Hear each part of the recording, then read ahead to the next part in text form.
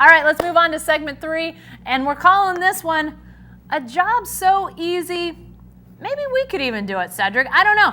News coming out this week that Jill Ellis, the coach of the U.S. women's soccer team, the ballyhooed U.S. women's soccer team, won the World Cup just a month or so ago. She is leaving the national team, and it's about a year to the Olympics, which will be the next major international competition for the U.S. women and for all the national teams. And so leaving that team without a head coach as they try to figure out what's next. Is this a problem for U.S. women's soccer, Cedric? No, she's not playing. I mean, it's like, was it a problem for Phil Jackson when he had Shaq and Kobe early on?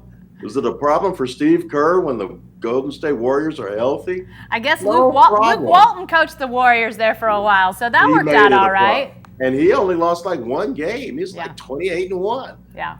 Just roll the ball out there and let Alex Morgan and Julie Ertz and Megan Rapinoe, just let them be them. And we got the best team in the world, men or women. And Jill Ellis said that she loves change. She's embracing the next step. She got her money. She's got the acclaim. She could probably write a book or two, do some commentary. Maybe she's tired of the grind. But as far as the team's concerned, it's all good, Jen. Yeah. They're going to win. Yeah, it sure seems that way. Yeah, I mean, you look at what they did in the World Cup and what they did with a relatively new lineup. I mean, they had some familiar faces out there. Don't get me wrong. Alex Morgan, we've gotten to know her. Julie Ertz, who you mentioned, Cedric. But, Carly Lloyd, the star of the last World Cup for the U.S. women, she comes off the bench this time and, is used rather sparingly. Abby Wambach, she's gone. Hope Solo, she's gone. So the fact that they took such star power off that team and yet were still as dominating as they were tells you that right now the system is, the train is moving down the tracks at high speed, and Jill Ellis may be jumping off. It'll be interesting to see, do they try to bring someone from within the program? She obviously had multiple assistant coaches. Do they promote someone to keep the staff continuity so close to the Olympics, or do they go out and hire someone new? But I'm like you, Cedric. This seems like it is all systems go, even though the conductor changes. I think that it seems like the U.S. will still be the favorite heading into the Olympics, heading into probably any international competition that they might go into for the foreseeable future. And you mentioned Phil Jackson, you mentioned Steve Kerr.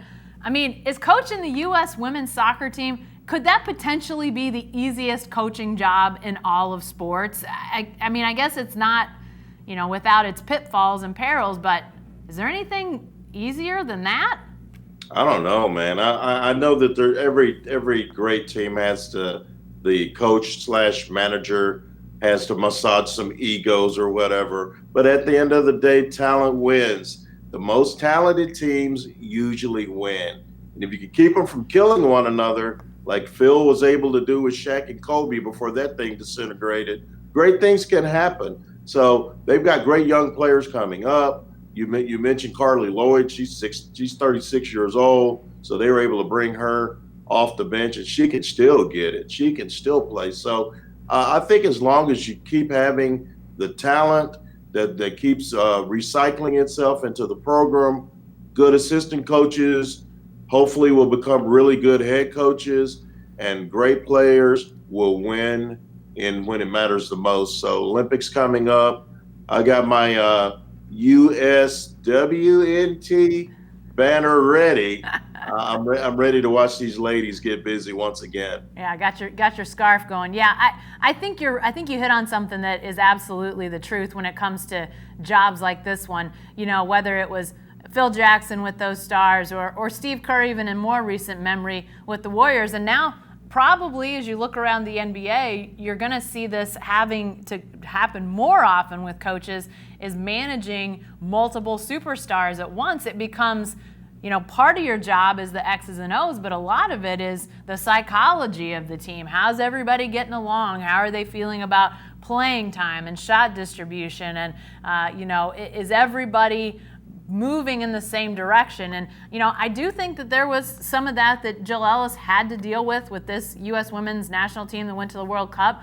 There was talk that Carly Lloyd was none too, as one example, none too happy with not starting, with coming off the bench. And yet you never really heard or saw any of that get in the way. When Megan Rapinoe's comments about the White House came to light and caused such a stir, there was never a sense coming from her teammates that was a distraction to them, or they held it against Rapinoe in any way. So, whether you agree with that or not, what she said, the fact that the team was able to continue on, I think that says as much about Jill Ellis and coaches like her of those teams with such super dynamic stars, that they have to manage the people as much as the play on the field. So lots of times, you're not so much dealing with what are the X's and O's as you are, how's everybody handling this moment. And said, I don't know about you, but that takes a special skill set. But yet I think about the college coaches that we deal with at some of these major college programs that have to deal with recruiting and boosters and NCAA rules, and then they got to go out and win games. To me, the college level is way more difficult because of all of the different pieces than the pro level. I know, again, it's a different set of issues, but I think when you talk about hard coaching jobs and easy coaching jobs, seems to me like those college coaches, they got a lot that they got to manage. It's because of school. Yeah. The ones that actually go to class, the ones, and it's the ones that don't go to class is that's when the work comes in. Yeah. I'm looking forward to talking to Cliff Kingsbury and asking him, how's it been not having to worry about recruiting and classes and final exams and midterms and stuff like that? Now you just got to win football games. Oh, wait, I got that wrong. He didn't have to win, and he still got an NFL job. My bad. Yeah, well, we'll see how that one goes. I don't know how long they'll let him stay in Arizona if he doesn't win a few more games than he won at Texas Tech, but who knows? We'll see. All right, that's it for the Writer's Block this week. Be sure to come back and join us again next week. More talk about football, basketball, all the sports you love. Join us then. Thanks a lot.